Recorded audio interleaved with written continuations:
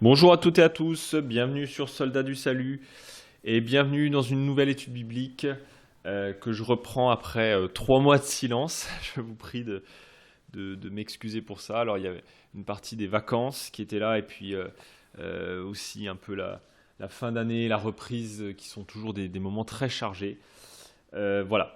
Mais on va reprendre.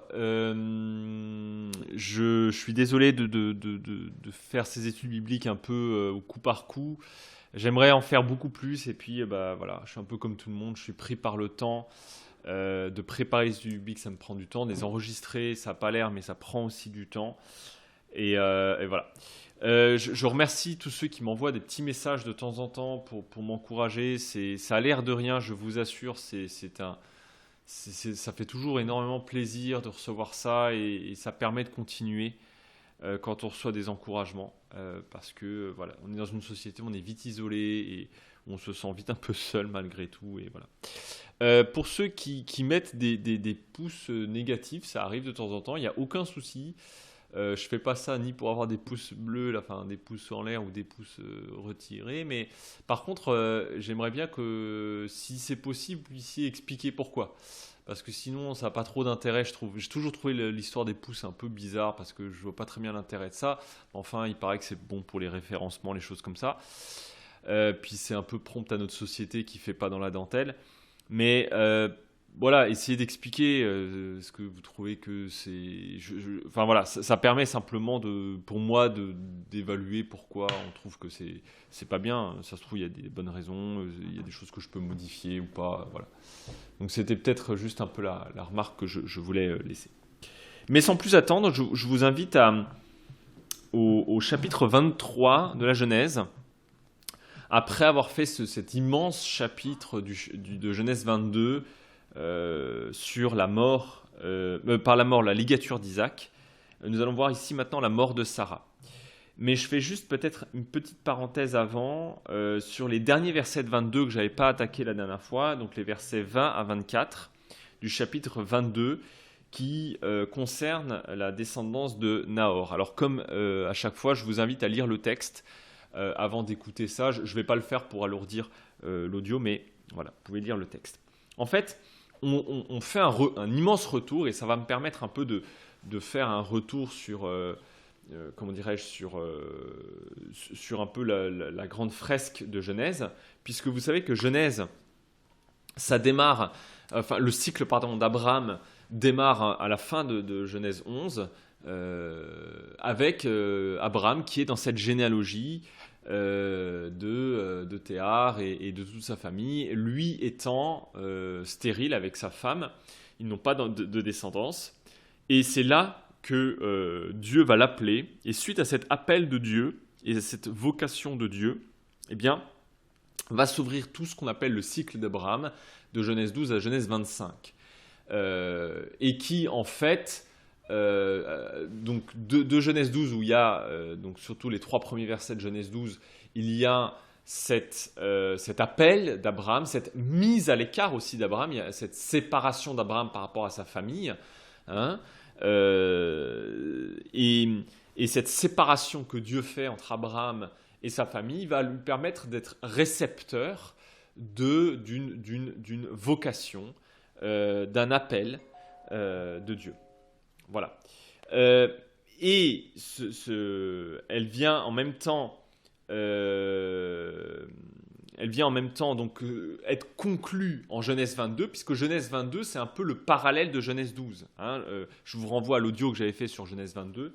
C'est un peu le parallèle, et puisque c'est un peu l'aboutissement de cette promesse d'Abraham. Genèse 21, Genèse 22. En fait, les deux sont un peu l'aboutissement de cette promesse de Dieu à Abraham, qu'il va avoir une descendance. Et la fin de Genèse 22, c'est un peu le pendant de la fin de Genèse 11, puisqu'en fait, on revient à la descendance et en fait à toute la généalogie de la famille d'Abraham. Donc vous voyez, il y a une espèce de ce qu'on appelle un chiasme en théologie, c'est-à-dire il y a une espèce de en sciences bibliques, dans les études bibliques, c'est-à-dire qu'il y a une espèce de parallélisme. D'accord ? Genèse 22 est le pendant de Genèse 12, et la fin de Genèse 22 et pendant de la fin de Genèse 11 où en fait on revient. Donc pourquoi on fait ça? Parce qu'en fait on montre ici un petit peu quel est le plan de Dieu. Le plan de Dieu, c'est de faire cette séparation, cette mise à l'écart, cette mise à part d'Abraham pour être récepteur de sa vocation, afin d'être, c'est d'ailleurs le sens de la vocation d'Abraham, une bénédiction pour les autres, une bénédiction qui puisse germer à partir de cette mise à l'écart, et à commencer par sa propre famille, puisqu'en fait on va parler ici de la descendance de son frère, hein, la descendance de Nahor, à partir en fait de l'accomplissement de tout ce trajet d'Abraham, hein. Alors évidemment, on voit que cette bénédiction d'Abraham, elle ne vient pas d'un coup ni sans à-coup. Évidemment, il a fallu 12 chapitres où il y a eu des atermoiements, des chemins de traverse, des machins. Enfin bon, ça ne vient pas d'un coup, mais quand même, on voit que le plan de Dieu, malgré l'infidélité des hommes, eh bien, il prend place. Et d'ailleurs, on va voir que aussi ça va être le cas de tout Genèse 23 qu'on va voir après, où on va voir en fait le début de l'accomplissement de Dieu et qu'en fait l'accomplissement de Dieu, petit à petit en fait, se met en place malgré tout. On voit donc la descendance du frère de Nahor. Il n'y a pas grand-chose à dire là-dessus, à part le fait qu'il y a une chose intéressante à voir, c'est qu'il y a 8 fils plus 2 fils, plus 4 fils, pardon, et en tout ça fait donc 12 fils, qui est un petit peu en fait un écho évidemment aux 12 tribus d'Israël, et donc en fait au peuple d'Israël. Donc un petit peu comme si en fait le frère, c'est pour montrer un peu que c'est une interprétation que je vous laisse, hein, mais un peu comme si le frère était en fait justement, c'est pour montrer qu'il y a un rayonnement de la bénédiction d'Abraham, hein, puisque de la naissance d'Isaac va venir évidemment son fils Jacob, qui va devenir Israël, hein. Et donc voilà, ça montre un peu en fait cet accomplissement. En fait, il est au bénéfice du rayonnement de la vocation d'Abraham. Voilà. Bon, alors je passe un peu cette question de descendance pour revenir à pour continuer sur Genèse 23 qui va nous occuper un peu plus. Et on va beaucoup s'intéresser à la question de Sarah. Juste avant, maintenant je vais essayer de faire un petit peu ça dans les études bibliques. En fait, je vous pose une question. Si vous avez le temps, vous pouvez arrêter et réfléchir un peu à cette question. Si vous n'avez pas le temps, vous foncez. Mais en fait, à travers un peu cette question de la mort d'Abraham, on va s'intéresser à la question de notre rapport à la mort. Puisqu'en fait, c'est ça qui va être essentiellement un peu comment dirais-je, le gros de ce chapitre. Ça va être notre question de quel est notre rapport à la mort et à la mort de nos proches. En tant que descendant spirituel ou même parfois biologique d'Abraham. Mais en tout cas, dans cette descendance d'Abraham, dans cet héritage d'Abraham, quel est notre rapport à la mort? Et vous allez voir qu'il y a des questions très intéressantes. En fait, est-ce qu'il faut pleurer de la mort? Est-ce qu'il faut pleurer de la mort d'un proche ou pas? Et en fait, vous allez voir que en fait, c'est à la fois oui et à la fois non, et pourquoi, etc., etc. Quel est notre rapport à la mort? Est-ce que la mort, c'est naturel, au sens, enfin bien sûr que c'est naturel, mais je veux dire, est-ce que c'est normal? Est-ce que c'est pas normal? Est-ce qu'il faut pleurer? Est-ce qu'il faut être stoïque, etc., etc. Je vous laisse réfléchir peut-être un petit peu à ça. Alors, eh bien, on commence donc avec cette question de la vie de Sarah. Et en fait, on apprend que Sarah meurt à l'âge de 127 ans. Donc pour vous donner des repères, Abraham a 10 ans de plus qu'elle, donc il a 137 ans. Et donc ça signifie que Isaac a 37 ans, puisqu'Isaac est né quand Abraham avait 100 ans. Donc voilà, ça vous donne un peu, hein, maintenant Isaac est un jeune homme, enfin même un homme, hein, à cette époque, un homme. Voilà. Et donc elle décède et elle décède à Hébron. Donc Hébron, qui est, alors je fais un petit retour vers le présent, puisque dans la ville d'Hébron, pour ceux qui peut-être sont déjà allés en Israël, vous avez le tombeau ce qu'on appelle le tombeau des patriarches. Alors j'y reviendrai un petit peu quand je vais parler de la grotte, mais aujourd'hui vous avez un bâtiment qui est moitié mosquée, moitié synagogue, hein, donc il y a une partie de mosquée et une partie de synagogue autour de cette question des tombeaux, et vous avez des tombeaux qui sont, alors d'après la tradition, sont sur cette grotte là, même si en fait, comme c'est en territoire palestinien, il n'y a pas vraiment de fouilles archéologiques qui sont autorisées, donc on ne peut pas vraiment savoir la réalité de ces faits-là, mais disons qu'il semblerait être sur une grotte qui pourrait être cette fameuse grotte où sont enterrés les patriarches, dont on va parler dans le texte, mais je vais y revenir tout à l'heure. Et il y a en fait dessus des monuments qui symbolisent les cercueils des trois patriarches et des trois femmes des patriarches.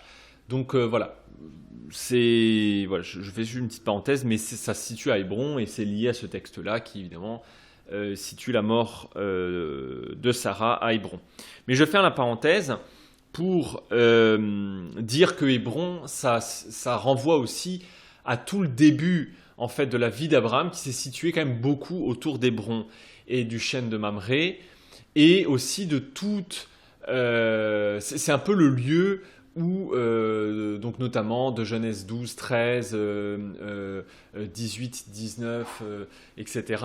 C'est tout ce lieu où Abraham a eu ces annonces, notamment des anges.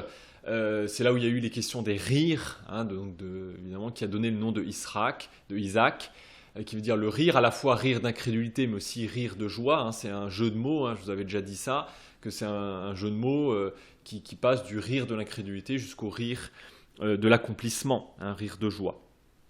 Et donc, c'est intéressant de voir qu'en fait, on revient là où, j'ai envie de dire, là où un peu tout a commencé, disons ça comme ça. Hein. Et donc, en tout cas, il y a ce retour à l'alliance, hein, enfin, et à l'annonce du fils. Et Abraham donc va pleurer sa femme.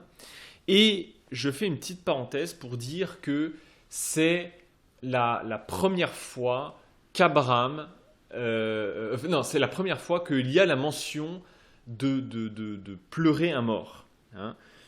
On nous le dit ici, se lamenter, hein, il vient pleurer un mort, se lamenter, c'est la première fois qu'on a cette mention-là dans toute la Bible. Il y a eu des morts dans la Bible, mais c'est la première fois qu'on dit que quelqu'un pleure un mort. Et vous allez voir que c'est quelque chose de très intéressant, mais pour lequel je vais revenir tout à l'heure, si vous le permettez, parce que je voudrais parler d'autre chose avant. Mais je reviendrai très longuement sur cette question de pleurer les morts. Ça va être un peu la partie un peu spirituelle sur laquelle j'aimerais m'appesantir un peu dans cette étude biblique. Maintenant, si je continue, il y a cette question que Abraham, évidemment, une fois avoir pleuré eh bien, sa femme, eh bien, il cherche évidemment ce qui est la base, j'ai envie de dire, de beaucoup de civilisations. Il faut trouver une sépulture. Hein, il faut enterrer ses morts. C'est important. C'est d'ailleurs un droit quasi universel de garantir que quelqu'un ait une sépulture pour ses proches. Vous allez voir que c'est assez important. Et il donc va voir les Hittites, qui sont donc le peuple qui sont autour de Hébron, et va se situer, donc je vous invite évidemment à lire ce texte si vous ne l'avez pas fait, une grande en fait discussion, tractation, on pourrait presque dire, entre Abraham et les Hittites sur cette question d'acquérir une terre afin qu'elle soit une propriété funéraire. D'accord ? Bon. Alors, à première vue, quand on lit une première fois ce dialogue, on est appesanti par c'est un dialogue qui est très oriental hein, dans son style, c'est-à-dire avec beaucoup d'emphase, beaucoup de protocole, on va dire. C'est très protocolaire comme tradition, mais ça c'est normal. Et puis il y a beaucoup de mais non, mais oui, enfin de marques d'honneur vis-à-vis de l'autre. Mais c'est là où il ne faut pas se laisser trop aveugler par le côté protocolaire qui est important, pour montrer qu'en fait c'est une discussion qui n'est pas celle qui a l'air d'avoir lieu à première vue, parce que tout est un peu emphasé, mis en emphase par rapport évidemment au respect des deux parties. Vous allez voir qu'en fait c'est une tractation très rude qui a l'air de se passer. En fait, Abraham commence et dit « Je suis un immigré, un résident temporaire chez vous. Donnez-moi une propriété funéraire chez vous, afin que je puisse enveloppir le corps de ma femme hors de ma vue. » Alors, ce hors de ma vue, je vais y revenir tout à l'heure, c'est parce que ça nous choque beaucoup, hein, ce hors de ma vue. Qu'est-ce qu'il veut dire par là? Est-ce qu'il veut comme oublier sa femme? Enfin, il y a un côté un peu choquant. Mais vous allez voir que, et ça je vais y revenir tout à l'heure, ça va être sur cette question de notre rapport aux morts. Mais, avant ça, évidemment, il parle qu'il est un immigré. Alors, un résident temporaire, un immigré, et ça va être un thème qui va être très important. Ça va être repris notamment dans la lettre aux Hébreux chapitre 11 verset 13, le fait que nous sommes des immigrés. Il va y avoir une lecture spirituelle de ce terme, au sens où nous sommes en tant que croyants, nous ne sommes pas de ce monde comme le dit Jésus, et donc en fait nous sommes appelés à, même si nous sommes participants de ce monde, participants actifs, nous ne sommes pas donc à ne pas, j'ai envie de dire, faire sécession, si vous me permettez l'expression, très à la mode aujourd'hui, mais nous sommes appelés à être dans ce monde, mais en même temps en ayant un certain recul par rapport aux choses de ce monde, sachant que ce monde un jour, j'ai envie de dire, tel que nous le connaissons en tout cas, sera transfiguré, et donc de ne pas surestimer le monde tel que nous le vivons, parce que ce monde tel que nous le vivons est de passage, et que donc d'un certain point de vue nous vivons comme des étrangers sur terre. Mais ici, chez Abraham, même s'il va y avoir toute une relecture spirituelle de ce thème, en même temps, ici c'est aussi de manière très physique, Abraham est un étranger. Il n'a pas de possession. Alors, quand je parle d'étrangers, il faut comprendre que dans ce temps-là, il n'y a pas d'État-nation tels qu'on les connaît depuis la modernité, depuis le 18e siècle, enfin surtout le 18e siècle, avec la naissance des États-nations, avec un registre civil, etc. Dans l'Antiquité, alors évidemment, je fais simple parce que c'est beaucoup plus complexe que ça, tout est plus complexe que ce qu'on imagine, mais disons que, pour être clair, vous êtes citoyen quand vous avez une propriété.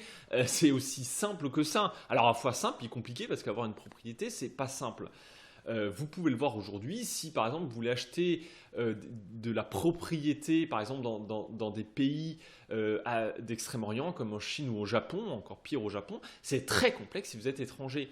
On n'achète pas des biens comme ça aussi facilement, parce que acheter un bien, il y a une relation à la terre, et donc voilà, vous êtes résident, vous devenez voilà. Et pourquoi je dis ça? Parce que c'est très important. D'ailleurs, cette question de la propriété, en réalité, c'est pas la question de la mort de Sarah qui est le plus important, c'est la question d'avoir une propriété, et donc en fait de commencer à être citoyen, c'est-à-dire à avoir un morceau de terre. Et pourquoi je dis ça? Parce que quand Abraham dit qu'il est, comment dirais-je, immigré, qu'il est résident temporaire, eh bien, il fait aussi écho au fait que pour l'instant, la promesse de Dieu que sa descendance aura une terre, eh bien, qu'il possédera la terre où il est, c'est-à-dire la terre de Canaan, eh bien, n'est pas encore accomplie, puisqu'il est pour l'instant immigré. Vous voyez ?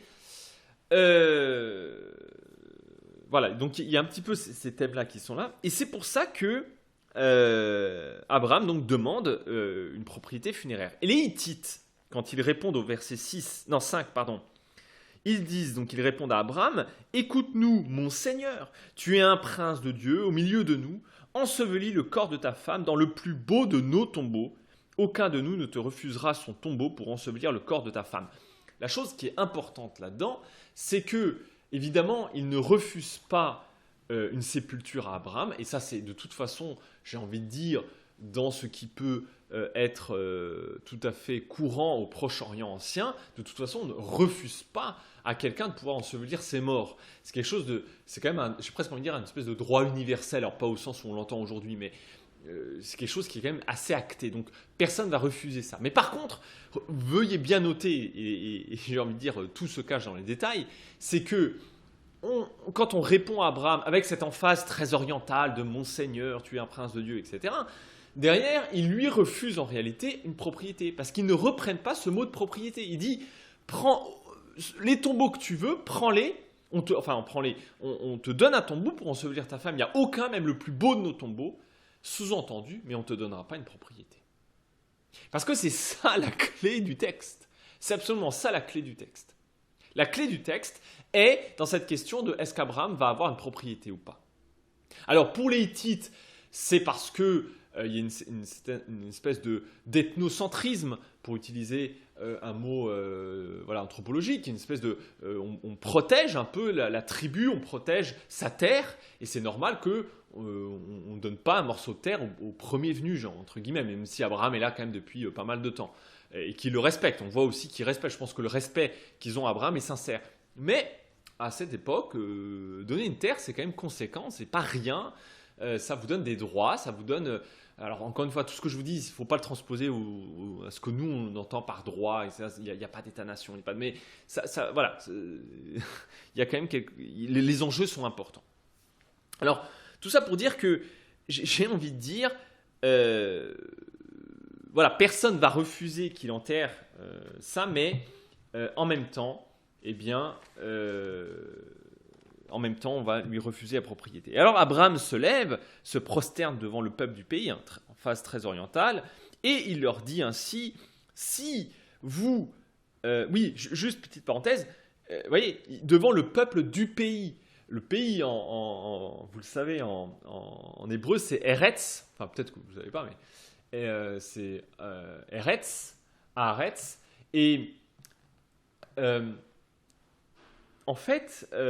pourquoi c'est important? Parce que Haaretz, c'est comme en français, dire la terre. À la fois, ça veut dire la terre, le pays, mais en même temps, ça veut dire aussi la terre au sens brut du terme, le sol que l'on foule. Et vous voyez, le peuple de cette terre, en fait. Ce qui montre que la question, c'est vous voyez, parce qu'il pourrait simplement dire, Abraham se présente devant les Hittites. Alors on dit devant le peuple de la terre, virgule, les Hittites. Et ça signifie que on met l'emphase sur le fait que c'est ceux qui sont là et qui ont cette propriété. D'accord? Aujourd'hui. Bon, je fais un parenthèse sur les détails, mais vous voyez que les détails, comme je dis toujours, il n'y a jamais de détails dans la Bible. Hein. Enfin, un détail au sens insignifiant du terme. Il leur parle ainsi, donc Abraham, si vous consentez à ce que le corps de ma femme soit enseveli hors de ma vue, écoutez-moi et intercédez en ma faveur auprès de Éphron, personnage dont on ne connaît pas plus, on ne connaît pas plus de choses là-dessus, fils de Tsoar, qu'il me donne la grotte de Macpéla. Voilà, Macpéla, ça veut dire aussi la double.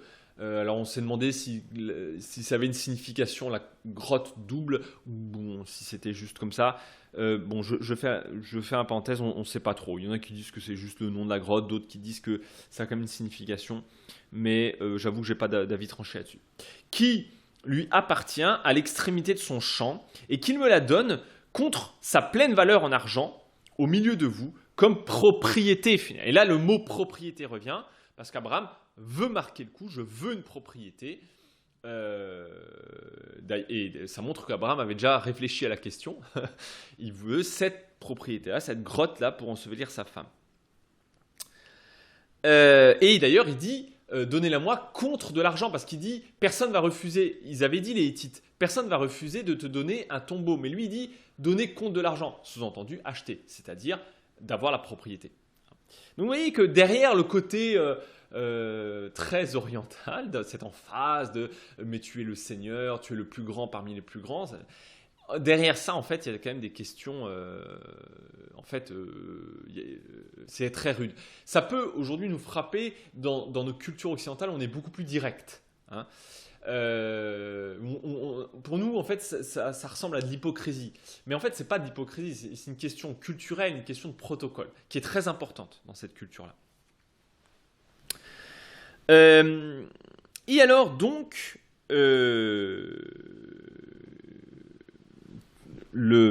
en réponse à ça, puisque Ephron est là, il est assis au milieu des Hittites et il répond. Alors, on fait une petite parenthèse au verset 10 où ils disent qu'ils sont à la porte de la ville. Comme vous le savez, au Proche-Orient ancien, les affaires de la ville étaient traitées aux portes de la ville. Il y avait une espèce de place publique et c'est là que les anciens siégeaient et c'est là qu'on pouvait juger d'affaires. Voilà. Alors, il y a des questions symboliques assez fortes là-dedans, mais sur lesquelles je ne rentre pas. Mais c'est des choses que vous voyez par exemple dans Ruth 4, chapitre 4 de Ruth, où quand Boaz veut en fait avoir le droit de rédemption, c'est-à-dire de pouvoir marier Ruth à la place de quelqu'un qui est plus proche que lui de Ruth, eh bien, donc ce droit de lévirat, quand il y a cette négociation, ça se passe aussi aux portes de la ville parce que c'est là qu'on juge un peu. Ce serait presque un peu l'équivalent, si vous voulez, du tribunal aujourd'hui, quoi. Mais c'est pas un tribunal au sens brut du terme. Il n'y a pas une autorité judiciaire, mais en tout cas, il y a des anciens qui vont un peu traiter de ces questions-là. Et donc, donc Ephron qui est là, eh bien il dit non, mon Seigneur, écoute-moi, je te donne le champ, je te donne la grotte qui s'y trouve, je te la donne sous les yeux des gens de mon peuple, ensevelis le corps de ta femme. Là, encore, on pourrait se dire, quelle générosité de la part d'Ephron. Non, c'est pas du tout une générosité parce que en fait, il est en train de faire monter les enchères. Il dit si tu veux la grotte, donc voilà, on va mettre les sous-titres. Si tu veux la grotte, prends le champ. Parce que Abraham n'avait demandé que la grotte. Et Ephron va lui donner. Il lui dit si tu veux la grotte, tu prends le champ avec. On continue. Alors Abraham se prosterne, donc on est au verset 12, et il dit à Ephron en présence du peuple du pays. Je renvoie à ce que je disais tout à l'heure. Si tu le veux bien, écoute-moi plutôt, je donne le prix du champ, accepte-le de ma part, j'ensevelirai le corps de ma femme. Donc ça veut dire, ok, j'accepte que tu me vendes ça. Et alors, Ephron répondit à Abraham, mon Seigneur, écoute-moi, une terre de 400 cycles d'argent, qu'est-ce que cela entre toi et moi? Ensevelis le corps de ta femme. Alors là encore, une fois, il dit, bon allez, je te la laisse pour une bouchée de pain, c'est ça qu'on entend. En réalité, c'est 400 cycles, d'après la majorité des commentateurs. Alors c'est très difficile de faire un équivalent. Aujourd'hui, qu'est-ce que ça veut dire? C'est très difficile. Mais par contre, quand on compare avec d'autres textes de la Bible, en fait, il semblerait que c'est un prix exorbitant. C'est un prix exorbitant qu'il demande pour ce champ avec cette grotte. C'est un prix absolument exorbitant. Mais encore une fois, avec ce côté très protocolaire, écoute, vraiment, tu es mon ami, je te laisse pour une bouchée de pain, 400 cycles d'argent, alors qu'en fait, c'est une somme absolument énorme. Et Abraham répond, et donc, au verset 16, et donc, il pèse l'argent, la somme d'argent, et il la donne. Il donne ces 400 cycles d'argent. Et donc, le champ d'Ephron, ainsi que Macpéla, la grotte de Macpéla, qui sont en face de Mamré, tout ça devient la propriété d'Abraham. Et donc c'est ça le point clé de ce texte. Il devient la propriété d'Abraham sous les yeux des Hittites et de tous ceux qui entraient par la porte de la ville. Après cela, Abraham ensevelit Sarah sa femme dans la grotte du champ de Macpéla en face de Mamré, c'est-à-dire à Hébron, en Canaan. Le champ et la grotte qui s'y trouvent passèrent donc des Hittites à Abraham comme propriété funèbre. Alors, c'est une chose très importante parce que, en fait, ici, vous avez le début de l'accomplissement de la promesse de Dieu à Abraham. Alors en fait, il y avait une espèce de double promesse. Ce n'est pas deux promesses indépendantes, mais c'est une double promesse. Première promesse, tu auras une descendance, malgré la stérilité de toi et de Sarah, tu auras une descendance qui sera très nombreuse. Et donc, 12 chapitres jusqu'à ce qu'il ait une descendance. Accomplissement de la première partie de la promesse. Deuxième partie, cette descendance aura le droit à une terre. Donc la terre, c'est pas tant. J'insiste souvent sur le fait de dire que la terre, l'objet de la promesse, c'est pas tant la terre qu'en réalité la descendance. La descendance, en fait, la terre n'est que la réception de la promesse de Dieu. Voilà, je dis ça comme ça. En fait, c'est pour recevoir cette descendance. Et donc, maintenant qu'il a fait la première partie, il y a comment dirais-je, le début de l'accomplissement de la deuxième partie, qui est le fait d'avoir une terre pour... Alors au début, j'ai envie de dire, c'est rien, c'est juste pour ensevelir sa femme, mais c'est en tout cas le début de cet accomplissement des promesses que Dieu avait données à Abraham. Voilà. Bon, donc une fois qu'on a traité ça, cette question-là, on va faire tout un long détour sur la question la question de la lamentation des défunts et notre rapport aux morts. Comme je vous disais, en fait, c'est la première fois dans le livre de la Genèse, donc dans la Bible, que l'on parle de se lamenter sur les morts, de pleurer les morts. Avant, il y avait d'autres morts, par exemple, je sais pas moi, Ève meurt, mais Adam, ne pleure pas Ève. Ou quand il y a tous ces morts liés à la destruction du déluge, on ne dit pas qu'on pleure ces morts. Mais c'est la première fois qu'on met le fait que quelqu'un pleure les morts. Alors, il y en a qui disent, est-ce que ça veut dire que historiquement, avant, les gens ne pleuraient pas leurs morts? Alors, c'est là-dessus où il faut, je pense, être très clair sur quel est le but de la Bible. Le but de la Bible, c'est pas de nous donner des données historiques qui seraient neutres comme ça. Le but est de nous introduire, nous enseigner sur le point de vue de Dieu. Donc en fait, je ne pense pas que ça veut dire qu'avant on ne pleurait pas nos morts, mais si l'inspiration du texte biblique nous montre que c'est la première fois qu'on parle de pleurer nos morts, c'est pas rien et ça a une signification spirituelle absolument essentielle, me semble-t-il. Voilà. Parce que, en fait, ça donne l'impression, et c'est ça qui est important, que dans la descendance des enfants d'Adam, c'est comme si la mort est un fait non négociable des enfants d'Adam, de l'humanité. D'accord ? En tout cas, au moins depuis la chute. Alors, il y a des gens qui disent, est-ce qu'avant la chute, on était mortel ou pas? Il y en a qui pensent oui, d'autres qui pensent que non. Moi, je pense qu'ils n'étaient non mortels, ils étaient donc immortels, alors pas forcément au sens où on l'entend, mais peu importe. En tout cas, ils ne mourraient pas avant. Mais il y en a qui pensent que si quand même ils mouraient, je laisse ça, c'est pas la chose la plus importante. Ce qui est sûr, c'est qu'après la mort, après la chute, il y a cette mort qui est introduite dans la question des enfants d'Abraham.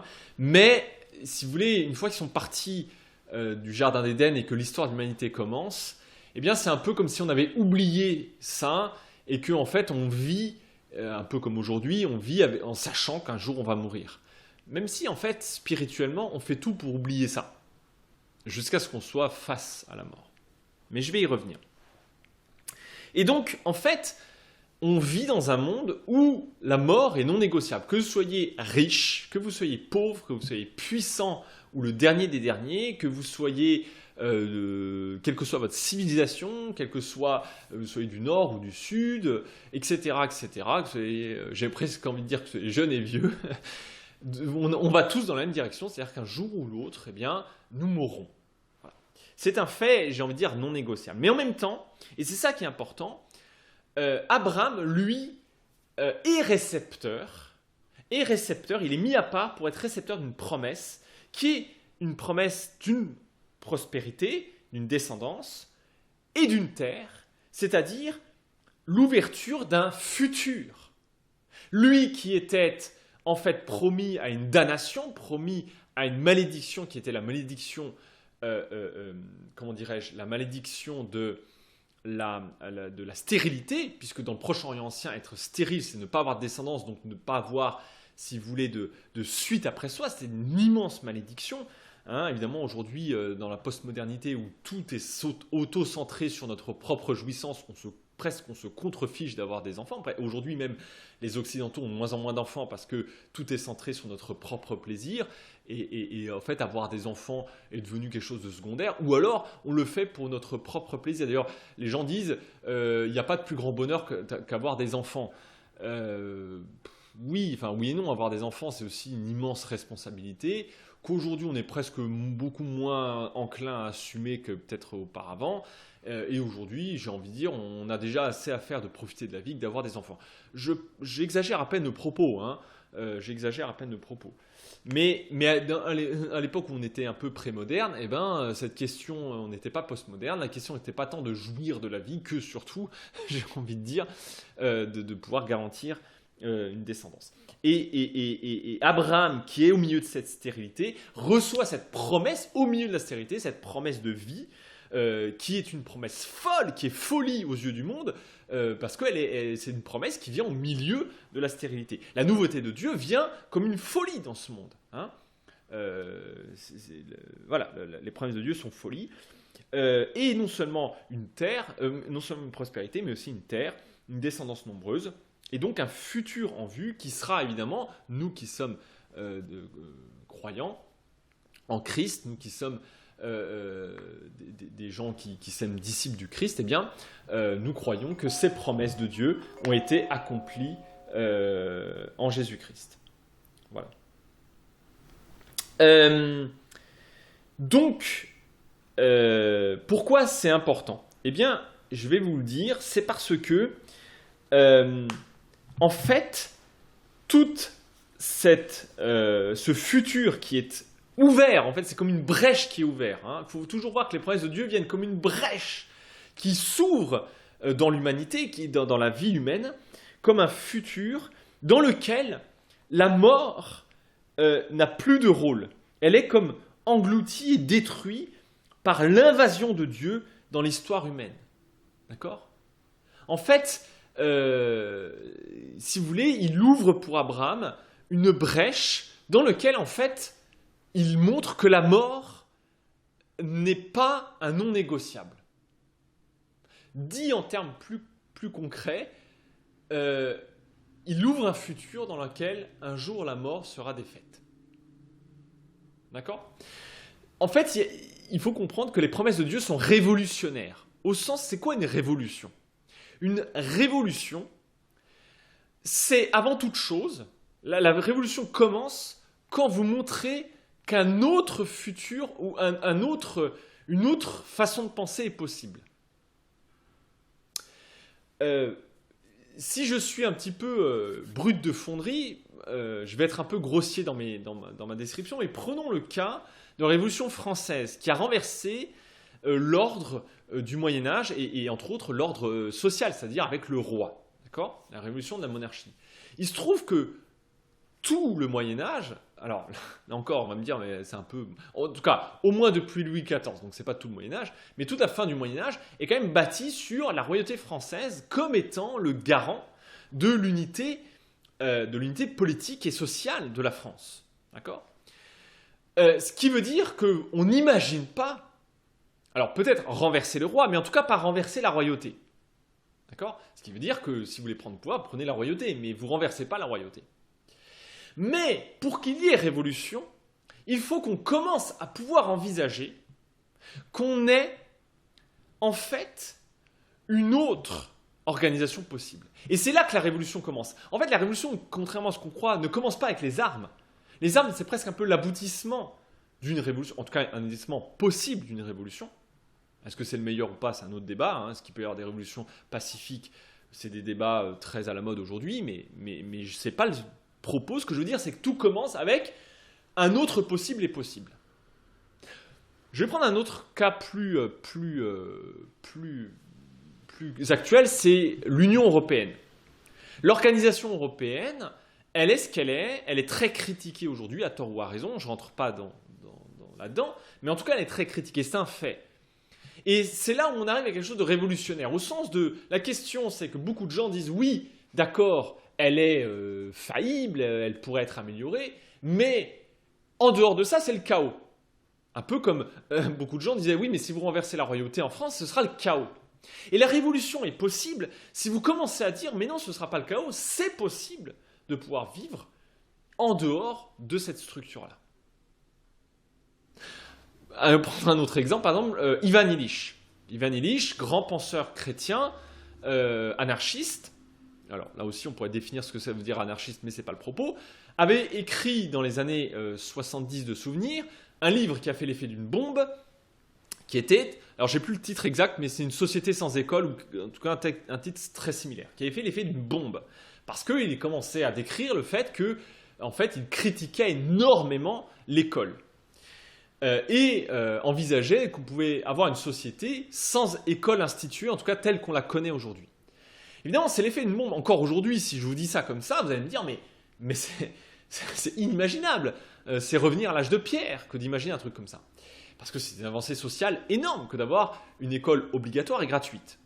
Mais vous voyez, là vous avez un propos qui est proprement révolutionnaire. La question, c'est pas est-ce que c'est vrai ou pas vrai, peu importe, ça chacun va trancher.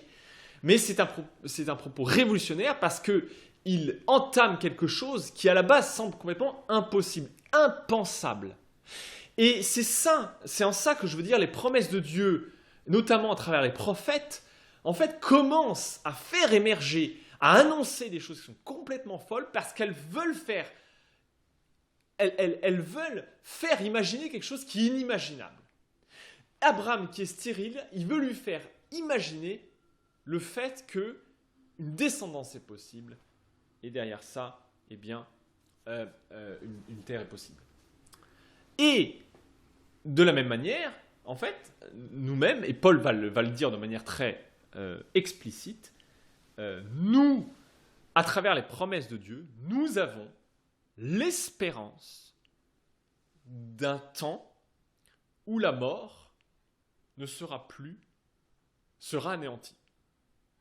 La mort, comme le dit Paul, est le dernier ennemi de Dieu.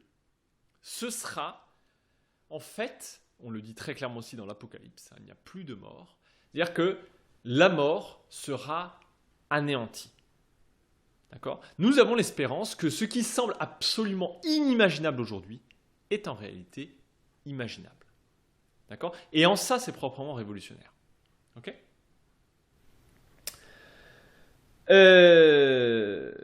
D'ailleurs, pour le montrer, Genèse 22, c'est exactement ça. Genèse 22, c'est le fait que Dieu est plus fort que la mort d'Isaac. D'accord ? Parce que quand il demande de sacrifier Isaac, quand Dieu demande à Abraham « sacrifie-moi ton fils », je le rappelle très souvent, aujourd'hui ça nous choque énormément d'un point de vue éthique, moral, mais à l'époque, le sacrifice des enfants, ça se faisait. Donc, je ne dis pas qu'Abraham se foutait royalement de sacrifier son fils, c'est pas ce que je veux dire, mais ça se faisait à l'époque de sacrifier des enfants. C'était même, j'ai envie de dire, le sacrifice le plus grand qu'on pouvait faire à une divinité. Mais en fait, ce qui est choquant dans cette histoire, d'un point de vue théologique, d'un point de vue spirituel, c'est que Abraham, qui a mis 25 ou 26 ans à recevoir enfin un enfant au milieu de sa stérilité, Dieu va lui demander de le sacrifier. C'est-à-dire d'avoir confiance que la promesse de Dieu est bien plus forte que ce qu'on voit. Et c'est ça la foi. La foi, c'est cette obéissance à Dieu en laissant à Dieu le soin, j'ai envie de dire, de garantir ses promesses. Parce que et d'ailleurs on le voit dans l'histoire d'Abraham, je vous renvoie à mes commentaires par exemple de Genèse 16, quand c'est Sarah qui essaie de forcer les promesses de Dieu. Et quand l'être humain essaie de garantir lui-même les promesses de Dieu, c'est là qu'on très souvent on commence à devenir infidèle à Dieu. Alors là, retenez cette phrase, quand on cherche à garantir les promesses de Dieu, à les garantir, à les fortifier, c'est très souvent là qu'on devient infidèle à Dieu. Notamment quand on cherche à protéger à tout prix des institutions. Quel qu'en soit le prix. Alors attention, les institutions sont nécessaires. Trop facile aujourd'hui de dire machin, moi je suis un chrétien sans église, pas besoin des églises, etc., etc. Je suis chrétien dans mon coin. Alors ça, c'est une ânerie. Je ne vais pas y revenir là-dessus, je vais peut-être choquer certains qui sont là. C'est une ânerie. Et c'est trop facile de dire ça. C'est trop facile. Et si peut-être vous êtes devant une Bible, je vous indique que s'il existe des Bibles aujourd'hui, c'est parce qu'il y a des institutions qui les traduisent. Et s'il n'y avait pas d'église, il n'y aurait pas de traduction de la Bible, tout simplement. S'il n'y avait pas d'institution. Et ça, c'est aussi un piège de la postmodernité que de faire croire qu'on pourrait être tout seul dans son coin.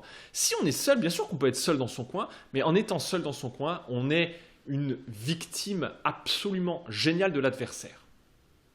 Est-ce que les églises sont critiquables et sont faillibles? Bien sûr. Bien sûr, à partir du moment où elles sont humaines, elles sont critiquables et faillibles. Mais penser qu'en étant tout seul, on peut être le meilleur des croyants, c'est une ânerie encore plus grande.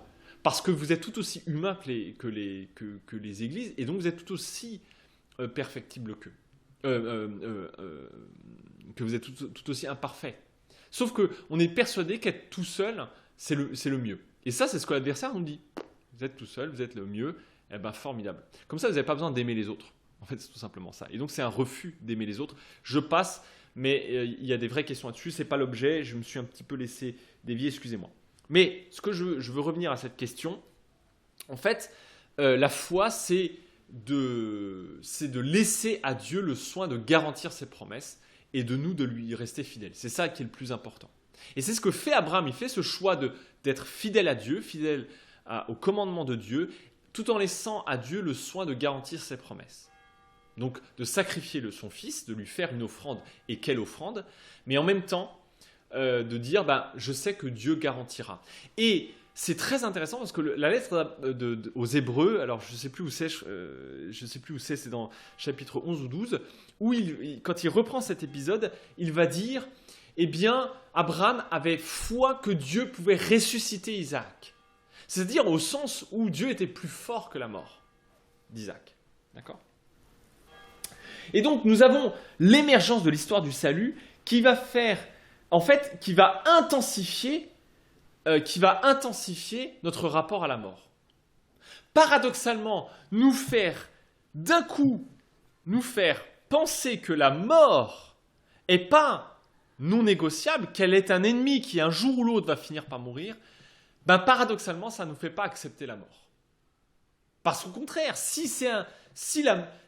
exactement comme si d'un coup vous découvrez que, je sais pas moi, l'institution royale, à tort ou à raison, encore une fois, je ne prends pas position, mais si vous découvrez que l'institution royale, qui était inimaginable, qui était un non négociable dans la prémodernité, d'un coup d'imaginer que c'est pas si essentiel que ça, eh bien d'un coup, vous commencez à ne plus vraiment supporter ça. Vous comprenez ? Voilà. Et c'est un peu ça. En fait, paradoxalement, d'entrer là-dedans, fait que la mort nous devient insupportable parce qu'on sait justement qu'elle n'est pas si non négociable que ça et que même viendra un jour, viendra un temps où elle sera défaite. Alors elle devient absolument insupportable. D'accord ? Pour peut-être vous donner un autre exemple, si vous voyez aujourd'hui, par exemple, si on vivait sous occupation, prenons par exemple le cas de l'occupation allemande de la Deuxième Guerre mondiale, qu'est-ce qui fait que l'occupation allemande est insupportable et qu'il y a une résistance qui œuvre, alors plus ou moins active, passive, etc. C'est le fait qu'on sait que c'est pas non négociable et que, parce que il y a pas si longtemps que ça, on avait vécu sans. Et donc, on sait, c'est pour ça que l'occupation militaire est insupportable parce qu'on sait que c'est pas non négociable. D'accord ? Même si peut-être à vue humaine, on ne voit pas comment, mais on sait que ce n'est pas non négociable. D'où le fait que l'espérance qu'on peut vivre sans va pousser certaines personnes à entrer dans une résistance à ça. Alors, il y a plusieurs moyens de résister, armée ou résistance, mais tout en vivant avec, parce qu'il faut bien que la vie du... Bon, après, il y a des débats internes, voilà, à partir de quand on collabore ou pas, vous voyez, mais en même temps, il fallait bien, vous savez, quand vous étiez maire d'un petit village, il fallait bien, pas que tout le monde soit massacré, donc il fallait bien faire avec, mais tout en essayant de protéger sa population. Bon, voilà, c'est des vastes débats, mais peu importe. En tout cas, on entre en résistance avec le fait que... on sait que c'est possible de vivre sans. Et donc, en fait, on va voir qu'il y a des espèces de grands contraires qui vont s'affronter. La vie et la mort vont s'affronter. La stérilité et la fertilité vont s'affronter. Ces deux thèmes. Un peu comme le Christ. Avec le Christ et le retour du Christ va émerger l'événement d'un antéchrist. D'accord ? C'est tout à fait normal. Il y a des espèces de... en fait, les promesses de Dieu vont, comme d'un certain point de vue, en fait, arc-bouter les positions. Il n'y a plus de terrain neutre. On est pour ou contre. Vous voyez, il va y avoir une espèce de... Mais ça, c'est tout à fait normal. C'est dans la dialectique de l'histoire, si vous me permettez un terme un petit peu philosophique, dans cette dialectique de l'histoire va émerger des contraires extrêmement forts. D'accord ? Les promesses de Dieu jettent en fait un regard nouveau, une conception nouvelle sur l'histoire, une lumière nouvelle sur la mort, comme étant quelque chose non pas de non négociable, mais quelque chose qui un jour finira. Et donc ça accentue le contraste entre l'héritage du passé et le futur promis. Quand vous avez l'espérance d'un futur promis, eh bien d'un coup, vous êtes comme partagé en deux entre vous faites partie du passé et en même temps vous êtes tendu vers le futur, n'est-ce pas ? Parce que, en fait, nous prenons conscience que nous sommes créés pour louer Dieu.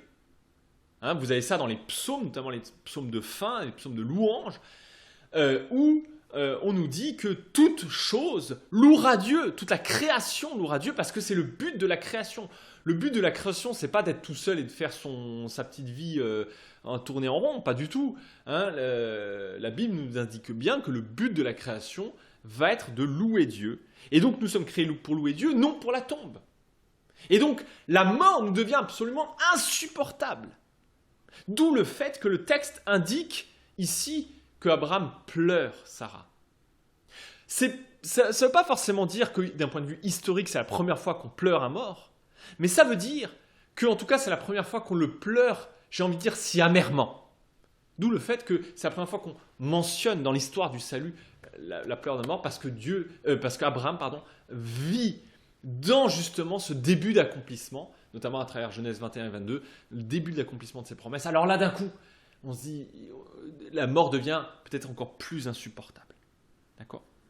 La foi en Dieu, et je dis toujours qu'avoir foi en Dieu, ça ne veut pas dire grand-chose, on a toujours la foi en promesse de Dieu. Abraham, si c'est le père de la foi, on ne dit pas qu'Abraham croit en Dieu, on dit qu'il croit les promesses de Dieu. Par exemple, Genèse 15, verset 6, qui va être un verset fondamental, notamment pour la foi chrétienne, Abraham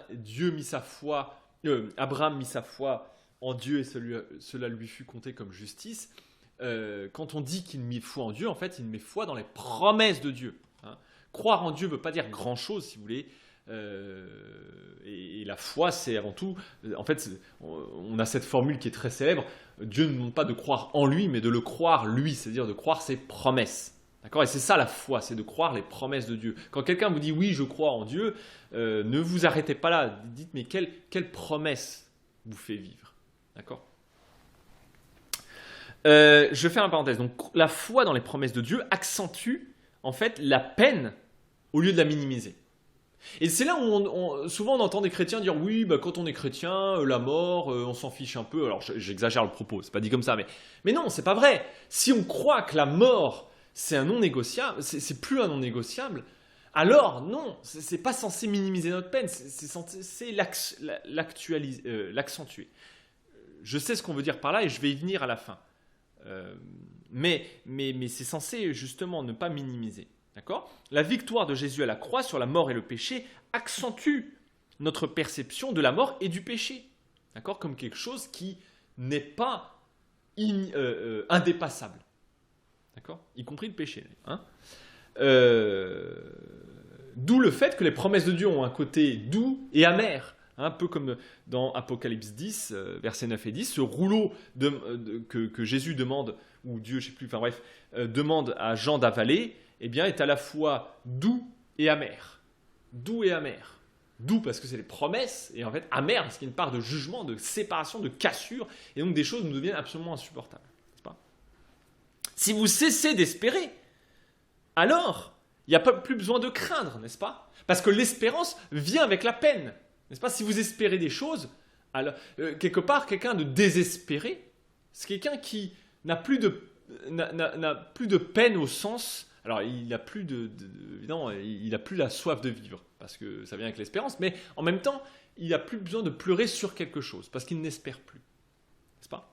Et ça, c'est une vision d'une philosophie grecque qu'on appelle le stoïcisme. Le stoïcisme dit, si vous voulez être libéré de la... Alors, je vais évidemment caricaturer, c'est beaucoup plus fin et complexe que ça, mais pour faire simple, le stoïcisme dit, arrêtez d'espérer et vous n'aurez plus besoin de craindre de perdre.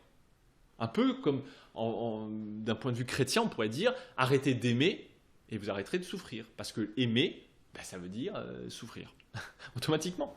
D'où le fait qu'aujourd'hui, on est un monde qui ne veut plus aimer, contrairement à ce qu'elle raconte. Le fait qu'on vous parle d'amour à tort et à travers à toutes les sauces montre qu'en réalité, on est une société qui ne sait plus aimer, ou qui ne veut plus aimer, ou qui a peur d'aimer, tout simplement. N'est-ce pas ? Aujourd'hui, en fait, on est beaucoup sur une espèce de réalisme pragmatique, qui est en fait une espèce de stoïcisme. C'est le cycle de la vie, et la mort caractérise toute chose. Il faut accepter la mort, n'est-ce pas ? Et en fait, c'est pas neuf, le stoïcisme, ça a des milliers d'années. Eh bien, mangeons et buvons, car demain nous mourrons. C'est un non négociable, n'est-ce pas ? Nous sommes un peu, en fait, une espèce de retour à Genèse 1 à 12 où il y avait les morts. Bon, peut-être qu'on les pleurait ou pas, mais en tout cas, la mort est un non négociable. Et puis voilà, c'est comme ça. Nous sommes en fait insignifiants dans la vie de l'univers. Alors pourquoi s'inquiéter ? Pourquoi pleurer la mort de nos proches ? Accepter l'inévitable, c'est ce qui nous sauve de la douleur, en tout cas qui est peut-être le moins douloureux. Et pourtant, les Écritures inspirées de Dieu nous disent bien que la mort n'a pas de rôle dans le futur que Dieu nous ouvre, que Dieu avait promis à Abraham et nous ouvre en Jésus-Christ, n'est-ce pas ? Accomplit la promesse en Jésus-Christ. La foi dans les promesses de Dieu interdit en fait un stoïcisme. Un stoïcisme du type c'est comme ça. Dieu promet la vie. Et donc, en promettant la vie, paradoxalement, ça nous rend amers de beaucoup de choses, car tout est accentué. L'affliction, l'angoisse, les tribulations, les épreuves, les tentations deviennent plus intenses, parce que nous savons que la victoire est certaine. Donner un exemple, c'est comme dans une guerre. Vous savez, dans une guerre, les morts les plus difficiles à accepter, c'est les derniers. C'est quand la paix ou la reddition ont été signées et qu'il y a encore des morts. Les tout derniers, c'est les plus difficiles à accepter. On s'est dit, mais peut-être à une heure près, il n'y aurait plus de bataille. C'est les plus difficiles à accepter. De la même manière, si on vit les temps derniers, c'est là où on a encore plus de mal à accepter parce qu'on sait que la mort, tôt ou tard, sera vaincue. N'est-ce pas ? La promesse de la vie ne rend pas la mort plus acceptable. Au contraire. Mais, attention, et c'est là le contrepartie de ça, c'est on est appelé à ne pas se morfondre. Ah oui, attendez, je fais juste une petite parenthèse. C'est aussi pour dire que notre société, face à un discours très stoïque du type « la mort, ça fait partie de la vie », en même temps, en réalité, derrière ça, en réalité, elle est omnibulée par la mort. Elle est omnibulée par la mort. Et en fait, paradoxalement, la mort est ce qui va définir un petit peu tout. Donc en fait, croyant se libérer en étant un petit peu stoïque, en acceptant la mort, en réalité, on ne s'en libère pas, on fait tout comme si la mort était en fait la plus puissante. Et c'est ça qui est paradoxal. Oui. On croit la désarmer en l'acceptant, mais en fait, en l'acceptant, on la rend extrêmement puissante dans notre société. Je n'ai pas le temps de développer ça, mais c'est très très important de comprendre ça. Donc, Abraham, s'il pleure la mort de Sarah, en même temps, il ne se morfond pas dans cette mort, et il cherche un lieu de sépulture.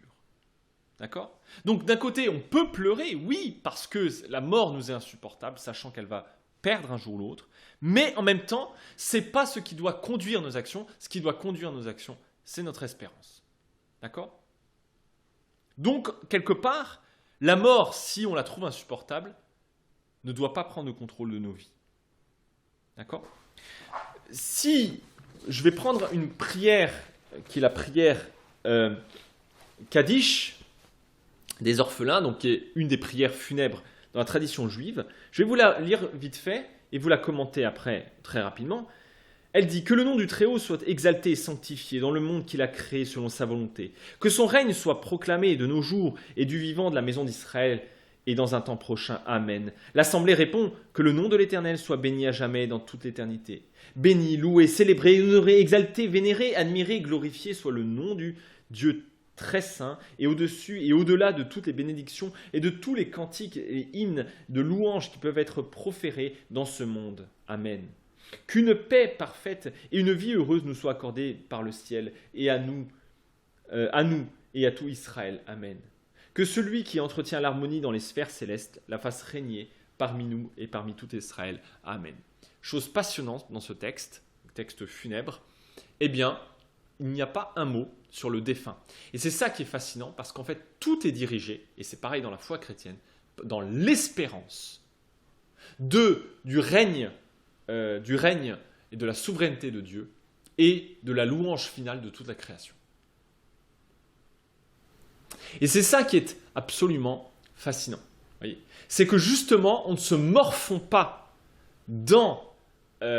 face à un mort, même si la mort nous est insupportable, on ne se morfond pas, mais on réaffirme, et c'est le but en théorie, c'est le but d'une célébration chrétienne, d'une funéraille chrétienne, c'est non pas de se morfondre, non pas de dire combien cet être était formidable, hein, comme disait le général de Gaulle, les cimetières sont remplis de gens irremplaçables.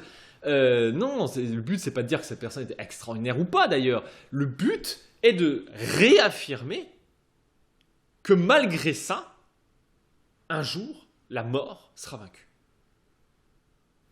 Et c'est ça la chose la plus importante. L'exaltation de Dieu, les promesses de vie de son alliance. D'accord ? Et donc, le but des funérailles chrétiennes, juives ou chrétiennes, n'est pas d'être centré sur la perte du mort en tant que tel. N'est-ce pas ? Et c'est ça qu'Abraham veut dire dans ce truc qui peut nous choquer quand il dit « loin des yeux ». C'est au sens, non pas pour oublier, ou pour moins souffrir. Il y a des gens, vous savez, qui ne veulent plus habiter dans telle ville, ou ne veulent plus croiser telle chose, ou ne veulent plus même jettent tous les biens quand un de ses proches meurt, parce que c'est comme si on allait diminuer la peine en faisant ça, n'est-ce pas ? Alors, ce qui est en fait absolument paradoxal, parce qu'en faisant ça, en fait, vous faites tout pour justement mettre la mort de ce proche au centre de toute chose. Quand il y a des gens qui changent de pays, ça arrive, pour ne plus penser à la mort, en fait, tout leur rappelle la mort, parce que pourquoi ils sont dans un pays étranger ? Eh bien parce que, justement, quelqu'un est mort. Donc en fait, de fuir quelque chose fait que cette chose devient centrale de votre vie. Alors, je fais une petite parenthèse, mais c'est pour vous dire que la fuite, c'est souvent la pire des stratégies. Ça peut être des fois nécessaire, une étape nécessaire, mais c'est en rien une solution, parce que la fuite c'est ce qui fait que votre problème est central. D'accord ? Enfin, devient central. Donc, c'est pas du tout. C'est une façon de dire, si vous voulez, un peu comme Jésus dit, laisse les morts enterrer leurs morts et toi, suis-moi. Sous-entendu, ne te morfonds pas dans les morts, parce que c'est pas là que se trouve la vie, d'accord ? Mais la vie, c'est moi qui suis le chemin, la vérité et la vie. N'est-ce pas ? Donc en fait, toutes les thérapies de consolation qu'on peut trouver dans notre monde, mais aujourd'hui elle est mieux là où elle est, où il est, ou alors elle a pris place dans le ciel ou dans nos cœurs, ou personne n'est éternel, et patati patata. Mais en fait, c'est des fausses consolations. Je ne sais pas si ça a déjà consolé qui que ce soit. Mais, vous voyez, même si dans nos funérailles chrétiennes, on parle évidemment un peu du défunt, évidemment, il ne s'agit pas de faire comme s'il n'existait pas, mais à la fin des funérailles, le but, c'est d'exalter le fait que, eh bien, malgré les tentations, les épreuves de notre vie, en dépit de tout ça, eh bien, nous réaffirmons l'assurance que nous nous acheminons vers la gloire de Dieu, que nous rencontrerons la gloire de Dieu. D'où le fait que, par exemple, à l'armée du salut, nous ne disons pas que les gens décèdent, mais que le chrétien fidèle est promu à la gloire. Promu à la gloire. C'est quelque chose de très important. De la même manière que, par exemple, parfois, ce qui est le contraire de l'oubli, le contraire, ce serait un grand mausolée. Vous savez, les grands mausolées. Vous savez que les mausolées, c'est une espèce de comme une espèce de palais qui est construit, ou les pyramides d'ailleurs, à la gloire de telle mort royale, n'est-ce pas, l'empereur ou une sultane, etc., voilà, qui sont construits, des monuments à la gloire d'un mort. Mais ça, c'est intéressant de noter que c'est pas du tout ce que fait Abraham, parce que de faire ça, ça fait que en fait, vous rendez gloire à la mort en faisant ça. Vous voyez, c'est ça que je veux dire. Paradoxalement, vous pensez rendre gloire à quelqu'un en faisant ça, mais en fait, vous rendez gloire à la mort. Parce qu'en fait, vous rappelez éternellement que cette personne est morte. Et nous voulons non pas rendre gloire à la mort, c'est pour ça qu'Abraham dit hors de ma vue. C'est-à-dire qu'il pleure Sarah, il ne fait pas comme si. Il pleure Sarah, mais il ne veut pas que cette mort-là soit ce qui guide, mais que ce soit les promesses de Dieu qui guident sa vie. Ce qu'il a essayé de faire, alors qu'un cas, et heureusement la fidélité de Dieu est plus forte que nos infidélités, mais ce qu'il a essayé de faire depuis Genèse 12. Et dans un champ, il l'enterre où? Dans un champ qu'il possède, dans une grotte qui est au bout d'un champ qu'il possède. Et donc, en fait, il enterre Sarah dans cet accomplissement, dans le début des accomplissements des promesses de Dieu. D'accord? Donc, en fait, quand on croit conjurer la mort en faisant en donnant le nom d'un grand homme à telle et telle institution, ou en faisant des grands monuments à la gloire de quelqu'un, on croit conjurer la mort, ou alors, quand on essaie de l'évacuer, ce que fait notre société, on essaie d'oublier la mort en évacuant nos morts à l'hôpital, parce que maintenant on meurt à l'hôpital, on ne meurt plus à la maison, on ne veut plus être confronté à la mort, patati patata, maintenant la mort devient une affaire de spécialistes, hein, n'est-ce pas? Maintenant il n'y a plus que les spécialistes qui sont au contact de la mort, et bien on pense conjurer la mort, et en réalité ça fait la mort devient omniprésente dans notre société. Et c'est ça le paradoxe, n'est-ce pas? Mais en fait, toutes ces stratégies-là d'oubli, en fait, c'est absolument pas chrétien parce que, eh bien, nous avons en fait le corps. D'ailleurs, c'est pour ça que c'est intéressant. Le texte ne parle pas de Sarah, mais le corps de Sarah. À chaque fois, on dit le corps de Sarah. N'est-ce pas? Le corps de Sarah trouve une place réelle dans le futur promis par Dieu. Par exemple, dans l'Antiquité, particulièrement chez les Romains, par exemple, les morts sont enterrés en dehors de la ville. Pourquoi? Parce qu'on ne veut pas que la mort, eh bien, puisse polluer la vie et l'économie de la cité, tout simplement. Hein, on a peur de la mort, donc on l'évacue de la ville. Et les chrétiens, quand ils ont eu le droit, quand ils avaient assez d'influence pour avoir le droit, ont commencé à enterrer leurs morts à côté des lieux de culte. D'où le fait que dans les villages, vous voyez des cimetières, alors souvent qui maintenant sont trop petits, d'où le fait qu'on met les cimetières un peu à l'extérieur de la ville, mais c'est pour des questions de taille. Mais c'était choquant parce que les chrétiens enterraient leurs morts à côté des lieux de culte, ce qui est absolument choquant. Mais en fait, pour un chrétien, c'est tout à fait normal. C'est parce que, eh bien, un peu à l'image d'ailleurs d'Abraham pour Sarah, les chrétiens placent les morts dans un endroit qui est consacré à la vie. Qui est consacré à la vie, c'est-à-dire qui est enterré dans les promesses. C'est-à-dire que ce mort-là, on enterre nos morts, et même d'un point de vue spirituel, pas seulement physique, mais on enterre les morts dans cette promesse qu'un jour la mort sera anéantie. D'accord? Un peu comme d'ailleurs, en Romains 6, versets 3 et 4, eh bien Paul dit que nous sommes comme engloutis dans le baptême, c'est-à-dire engloutis par la mort du Christ pour renaître à la vie éternelle. Nous sommes placés fermement dans le futur ouvert par la résurrection de Jésus, de la même manière que Sarah ici est placée par Abraham dans en fait l'accomplissement de ses promesses. Et Abraham ne le veut plus avoir dans sa vie, mais il veut juste dans sa vue. Pourquoi? Parce qu'il veut que sa vue soit guidée par les promesses de Dieu. Voilà un petit peu quelques éléments, je prétends absolument pas avoir épuisé le sens de ce texte, loin de là, mais quelques éléments qui nous font réfléchir sur la place de la mort dans notre foi. Ne sombrez pas dans ces choses qui disent, vous savez, quand on est chrétien, on n'a pas peur de mourir, etc. C'est pas aussi, premièrement, souvent, c'est pas très vrai. Vous avez beau dire ça quand vous êtes face à la mort, c'est quand même autre chose. Et c'est normal, j'ai envie de dire c'est normal parce qu'on croit à la vie. Et si on croit à la vie, la mort n'est pas quelque chose d'aussi facile que ça. D'accord? De la même manière que je vais peut-être donner quelques points de vue un peu personnels, dans une société qui est censée défendre la vie, des choses comme l'IVG et comme l'avortement et l'assistance de la mort en fin de vie me paraissent des choses discutables. Voilà.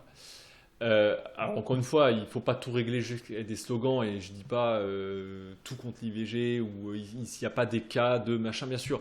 Mais ça ne doit pas être quelque chose qui, en principe, devrait être accepté. Voilà, sur le principe. Après, il y a toujours des exceptions, toujours des machins. C'est là où il ne faut pas tout régler à coups de slogans et de règles immuables. Il y a toujours des cas qui font que. Mais il ne faut pas que, a priori, ça soit quelque chose d'acceptable. Comme aujourd'hui, on le fait dire. Oui, c'est rien. Non, c'est pas rien. D'ailleurs, psychologiquement, de dire c'est rien, c'est du délire. Hein. Le nombre de personnes que moi je rencontre et qui ont fait des avortements quand elles étaient ados, comme si on leur faisait juste prendre un Doliprane, c'est derrière, après, que vous enterrez ça et que ça revient 20 ans plus tard, je vous garantis que ça fait des massacres. Pourquoi ? Parce qu'on traite ça comme si c'était... Alors la mort n'est jamais quelque chose de nier la vie, c'est jamais quelque chose de rien, comme ça.